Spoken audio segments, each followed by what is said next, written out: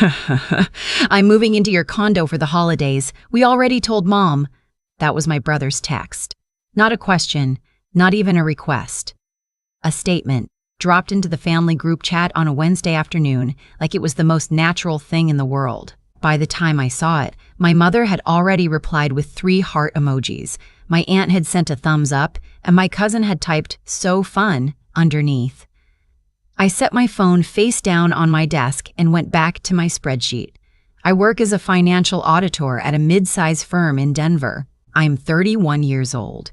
I have a 2-bedroom condo on the 14th floor with floor-to-ceiling windows that face the mountains, a parking space that costs more per month than some people's car payments, and a walk-in closet I spent 3 weeks organizing exactly the way I wanted it.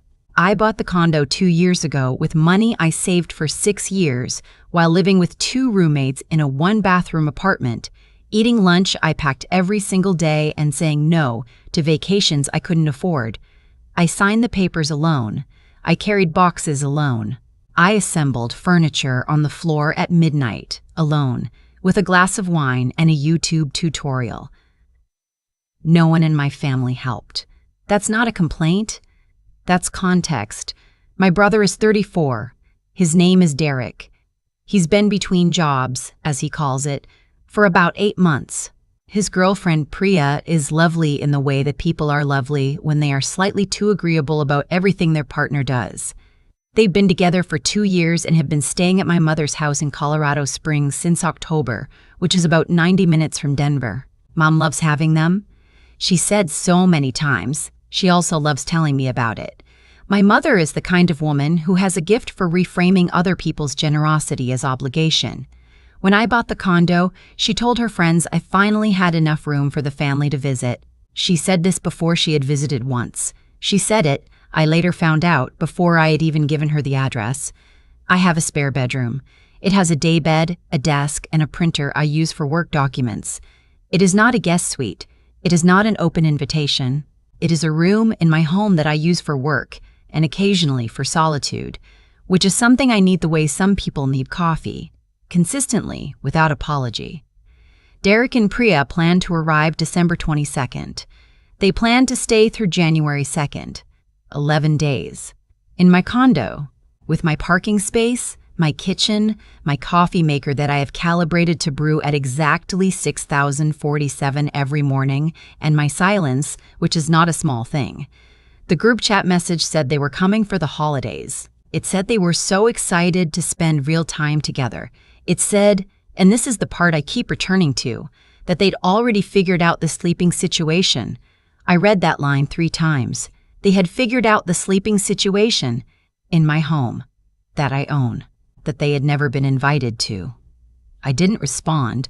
I put my phone in my bag, finished my audit report, drove home, poured myself a glass of water, and stood at my kitchen window watching the mountains go dark. Here is something I've understood about myself for a long time.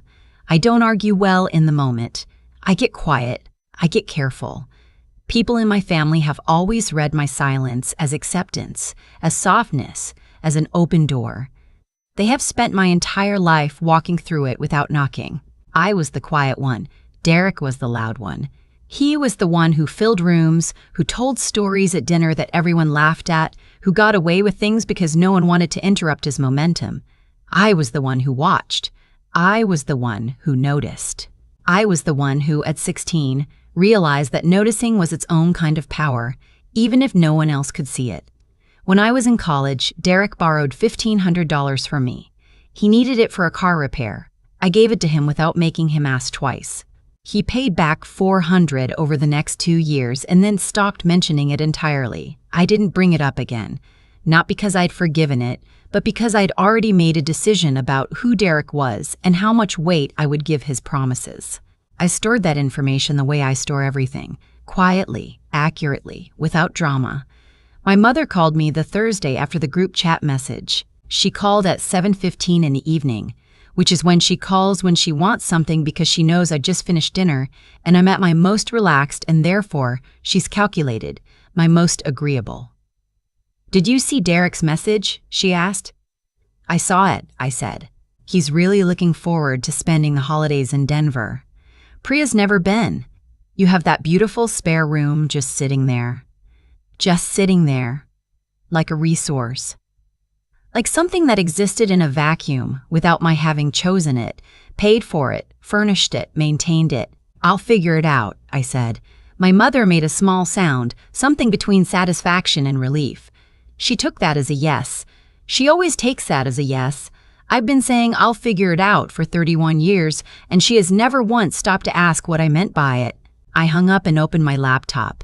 The first thing I did was call my friend Jordan. Jordan is an attorney and the person I call when I need to think out loud without being talked out of my conclusions. She listened to everything. Then she said, "So what are you going to do?" "I'm going to rent out the spare room," I said, "for the holidays." There was a pause. Through Airbnb or a short-term platform, something with a contract, something official. Another pause. "When are you going to tell them?" "I'm not," I said. "Not yet." Jordan was quiet for a moment. Then she said, "Okay, do you want help with the listing?" I love Jordan. I spent the next 2 evenings photographing the spare room. I deep cleaned it, replaced the pillowcases, added a small lamp I found at the thrift store, and wrote a listing that was honest and thorough. Mountain view from the hallway window. Quiet building. Coffee provided. Parking available. Available December 22nd through January 3rd. I priced it at a fair market rate for Denver in December, which is to say I priced it well. Within 48 hours, I had 4 inquiries. I chose a woman named Margaret who was visiting from Portland to see her daughter and new grandchild. She was 67, warm in her messages, and had 42 5-star reviews from other hosts. She said the condo sounded perfect. She said she just needed a quiet place to sleep and somewhere to leave her things while she spent time with family. I told her it was exactly that. I confirmed the booking on a Sunday night. Check-in, December 22nd. Check-out, January 3rd. I did not tell my family. I want to be clear about something. I am not a cruel person. I did not do this to humiliate anyone. I did not do this to cause pain. I did this because a room in my home is mine. Because I had not been asked. Because my brother announced his plans in a group chat and received a cascade of heart emojis from a family that had collectively decided my square footage was a shared resource. Because Sal had spent 31 years being the person who figures it out, and I had decided, quietly and completely, that figuring it out now meant something different than it used to. The weeks between Derek's message and December pass the way weeks pass when you are waiting, slowly on the surface, quickly underneath. I worked, I exercised, I had dinner with Jordan twice and told her the room was booked. She laughed for a long time. My mother called twice more. Both times she mentioned how much Derek was looking forward to his room. His room. I listened. I said, in the places that required it. I said, "We'll see once," which she interpreted the same way she always does. On December 19th, Derek texted me directly. Not in the group chat this time. A private message. It said, "Hey, we're planning to head up Saturday morning, around 10. Can you leave a key with the front desk or should we buzz you?" I read the message. I set my phone down. I went to the kitchen, made tea, stood at the window. Then I typed back, "Hey, I actually need to tell you something. I rented the spare room out for the holidays through a short-term rental platform. It's been booked since early December. I'm sorry you didn't know sooner. I should have said something when the group chat message went out. There's no room for you to stay here." I pressed send. I put my phone in my cardigan pocket and went back to the window. The response took 4 minutes. In those 4 minutes, I thought about all the times I had rearranged myself to fit into spaces that weren't made for me. All the holidays I'd driven down to Colorado Springs even when I needed rest. All the conversations I'd sat through, quiet and attentive, while Derek narrated his life to an audience that always seemed more interested in him than in me. I've thought about the $1,500. I thought about the group chat and the heart emojis and the phrase, "his room." Then my phone lit up. "What? Are you serious right now? We already made plans. Mom knows about this. Everyone is expecting us to be in Denver for Christmas. You can't just... What do you mean you rented it out? You rented it to a stranger instead of family?" I read it once. I read it again. Then I put my phone back in my pocket. He called 3 minutes later. I let it go to voicemail. He called again. I let it go to voicemail. He called again. I let it go to voicemail. The third call I picked up because at some point, avoidance becomes its own kind of drama. This is unbelievable, he said. He didn't say hello. Hi, Derek. I cannot believe you would do this. Mom is going to be devastated. We've been planning this for months. You announced it in a group chat, I said. My voice was even. This surprised me a little. You didn't ask. There was no conversation. You told the family you were coming and everyone assumed I would be fine with it. You didn't say you weren't fine with it. You didn't ask if I was. Silence. A different kind of silence than the ones I usually inhabit. His silence, frustrated and searching for a foothold. So, what are we supposed to do? He said finally. We already gave Mom the dates. She thinks we're going to Denver. There are hotels in Denver, I said, and Airbnbs. It's a big city. That costs money, Claire. My name isn't Claire, but I want you to understand the way he said it. Flat, like an accusation. Like the fact that it costs money was something I had created. I know, I said. You know. He repeated it back to me. That's all you have to say. I'm sorry there was a miscommunication, I said. But I didn't know you, I just said, good to know. I didn't argue, I just said, I'm not able to offer the room. He hung up. I stood at the window for a long time. The mountains were dark blue at the edges, the sky doing that thing it does in Denver in December, where the cold makes everything sharper. My tea had gone lukewarm. I drank it anyway. My mother called 17 minutes later. I know it was 17 minutes because I was watching the clock, not out of anxiety, but out of something more like scientific interest. I had predicted she would call within 20 minutes. I was close. What is going on? She said.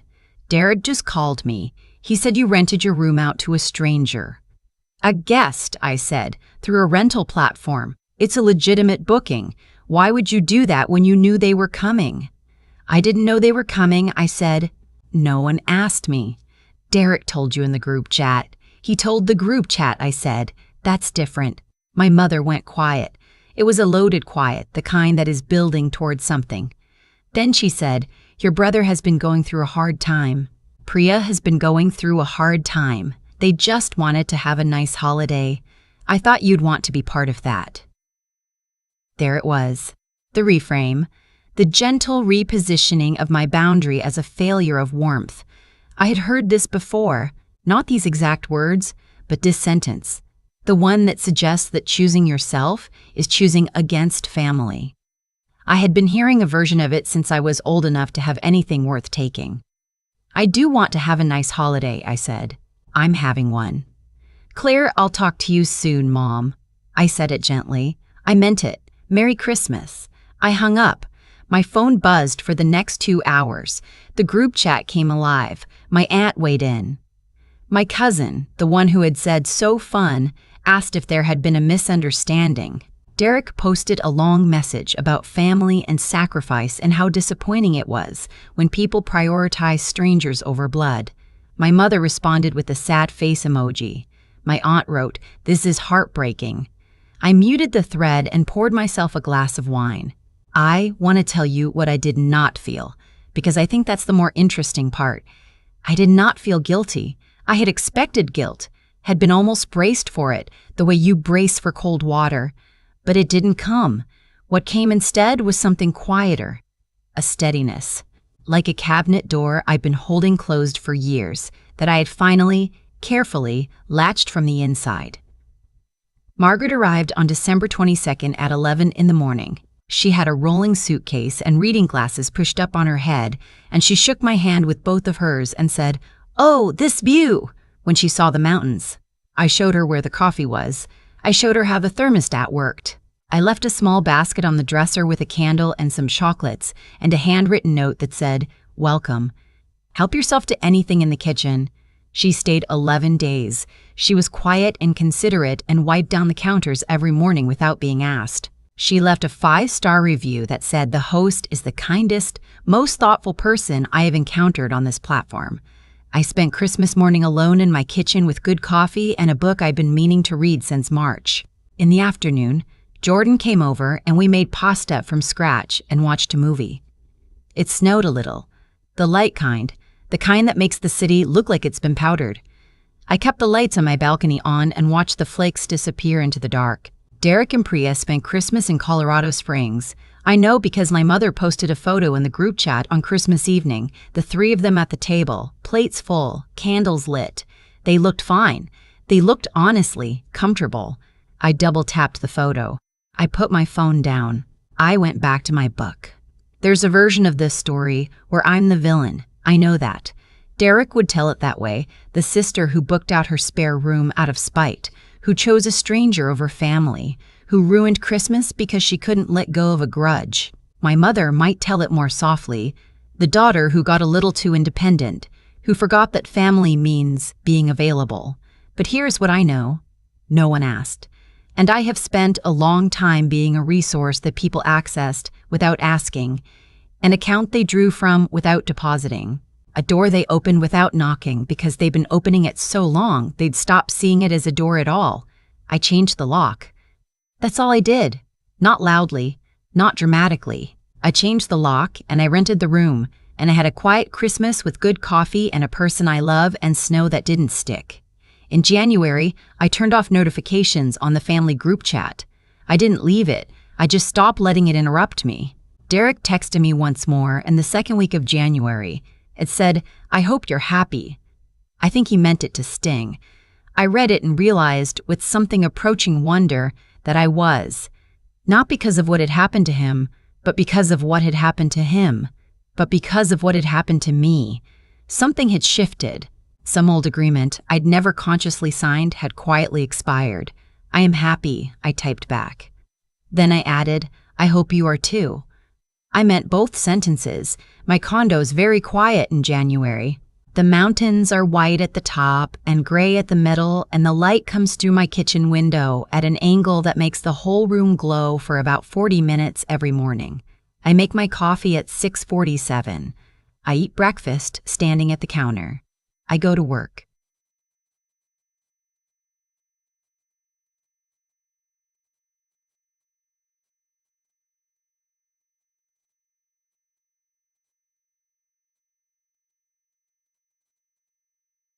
I cook dinner or I don't.